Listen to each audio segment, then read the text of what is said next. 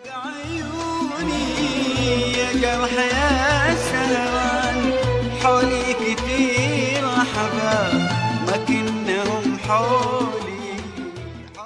Assalamualaikum warahmatullahi. Bismillahirrahmanirrahim. Alhamdulillahirabbil alamin.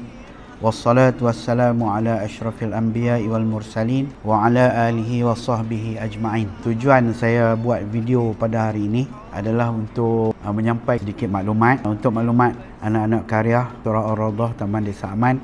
Surau sekarang ni tengah kritikal sikitlah kewangannya sebab banyak aktiviti-aktiviti yang kita lakukan pada hujung-hujung ni lah. Bukan aktiviti imarah sahaja, malahan aktiviti-aktiviti naik taraf ataupun penambahbaikan lah. Berapa baik pulih yang kita tidak membuat kutipan wakaf. Antaranya kita buat ni ayat di mihrab tu dan papan tanda di bilik pengurusan jenazah tu dan ditabung tu pun 1000 lebih lah, dekat 2000. Dan tapak simen kita 2 kali tambah di tempat sembelihan. Sekarang ni luas sikit lah dan lori nak masuk tak lekat-lekat dah. Lepas tu kita ada buat pintu bilik air baru, kita tak kutip juga kutipan. Kita cat bilik air laki perempuan dan kita tambah satu tangki untuk ayak.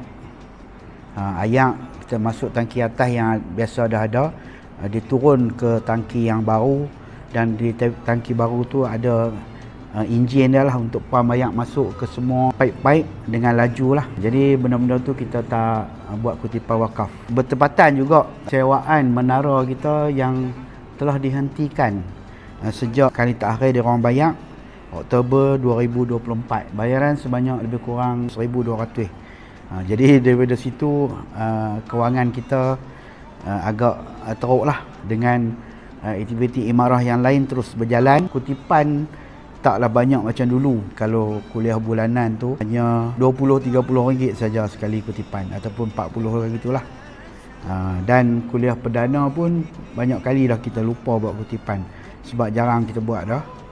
Jadi lupa dah target kita untuk mencapai kutipan yang baik. Jadi di sini saya nak merayu pada penduduk Taman Desa Aman ataupun penduduk karya ni untuk sama-sama kita menyampaikan sumbangan untuk top up aktiviti kita yang berjalan seperti biasa, iaitu kuliah bulanan, yang mana kita memang kekurangan dana untuk sumbangan kepada ustaz. Jadi tuan-tuan bolehlah menyumbang kepada pihak surau, sama ada kepada saya ataupun Ustaz Zawawi ataupun Encik Ishak Bendahari, melalui sumbangan terus, infak, ataupun kita nak bayar yuran surau pun boleh.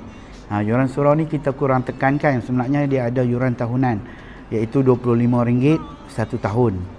Jadi tuan-tuan bolehlah sama-sama membantu untuk kita menggerakkan aktiviti surau, yang mana kalau tuan-tuan tengok memang aktiviti kita sentiasa berjalan lah, terutamanya kuliah-kuliah bulanan. Kuliah-kuliah perdana jarang-jarang dah sekarang ni. Kebetulan pula kita baru selesaikan hutang dengan kontraktor yang pasang wiring dan alat elektrik lah, kipas, lampu untuk bangunan baru tu. Lepas tu yang duk baiki speaker kita kali rosak, dan yang baiki PA system sekali lah, mic dan sebagainya. Yang tu kita terkumpul hutang lama 7-8 tahun lepas. Arwah Pak Isuk pun ada lagi. Tu baru ni kita settlekan 9,000 lebih.